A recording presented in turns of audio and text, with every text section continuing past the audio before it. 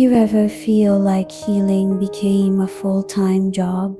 Like, one day you're crying over an old memory, the next you're journaling your childhood wounds, and by the weekend you're wondering if you're even healing or just breaking differently.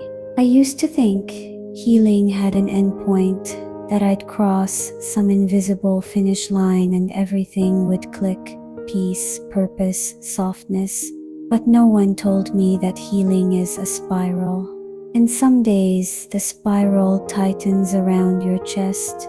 Some days you get tired of being strong. So this is not another episode telling you to just keep going. This is for the girl who's been going and she's tired. It's for the woman who's done everything right and still feels like something inside her is undone. It's for you. Let's be honest, sometimes healing starts to feel like another performance, another checklist, another way to fix yourself because deep down you still believe you're broken. But here's the truth. I wish someone had told me earlier by Brianna Wiest. You don't need to heal to be lovable. You already are. You're not a project. You're not homework. You're not behind. You're a human being who has lived through life, messy, raw, and beautiful. And healing is not about turning yourself into some polished version of you. It's about holding the unpolished parts with love.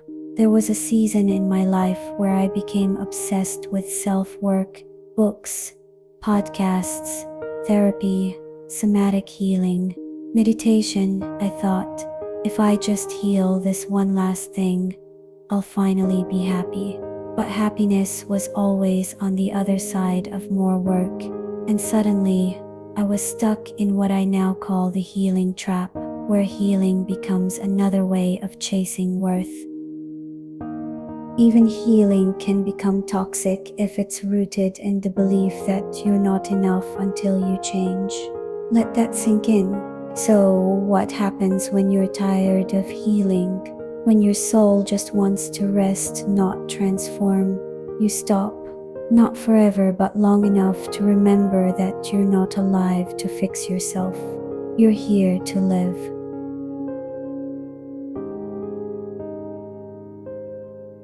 Here's what I discovered when I finally stopped healing so hard. Healing was happening in the background. In the way I made my bed gently, in the way I sang while washing dishes, in the way I didn't reply to that toxic message, in how I started trusting my own yes and no. Healing isn't always loud. Sometimes it whispers. Rest is not a luxury. Rest is resistance. So if you're tired, rest. Let rest be your revolution. Let joy be your medicine. I often wonder, what if I never fully heal? Does that make me less worthy of love? The answer shattered me, because I realized how much of my healing was tied to my worth, as if people could only love me once I was better. But I learned this. You are lovable mid-process. You are worthy before the glow-up. You don't need to be perfect to be precious. The day everything shifted for me wasn't dramatic. It was quiet.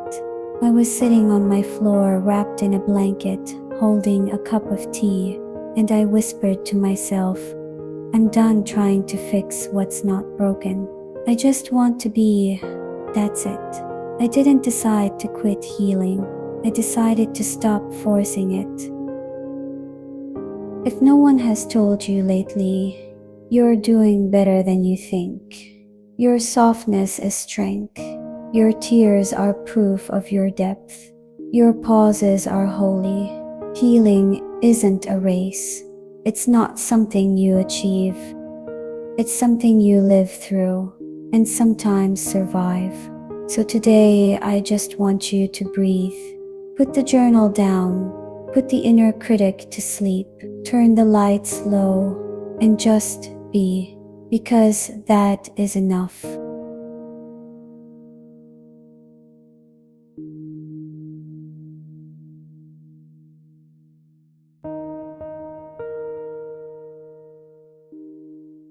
If this spoke to your heart, I would love for you to subscribe, leave me a little note in the comments, or just send some love.